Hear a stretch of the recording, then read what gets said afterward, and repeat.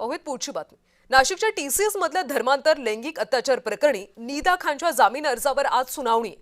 तर एमआयएम नगरसेवक मतीन पटेलला सुद्धा पोलिसांनी नोटीस पाठवली। मतीन पटेल उपस्थित राहणार का याकडे लक्ष। आणि याबद्दल अधिकची माहिती घेऊयात आमचे प्रतिनिधी किरण गोटूर यांच्याकडून। किरण, नीदा खानच्या जामीन अर्जावर आज सुनावणी आहे, सोबतच मतीन पटेल उपस्थित राहणार का हा सुद्धा प्रश्न आहे। काय अधिकचे अपडेट्स मिळतात? नाशिकच्या या सगळ्या धर्मांतर आणि महिला अत्याचार प्रकरणी पहिला जे दोषारोपपत्र आहे ते नाशिक पोलिसांनी न्यायालयामध्ये केलेलं आहे आणि याच प्रकरणात अटकेत असलेल्या नीदा खानने सुद्धा जामिनासाठी अर्ज केल्याचं आपल्याला बघायला मिळतोय आणि त्याच जामीन अर्जावरती आज नाशिक कोर्ट न्यायालयामध्ये सुनावणी होईल।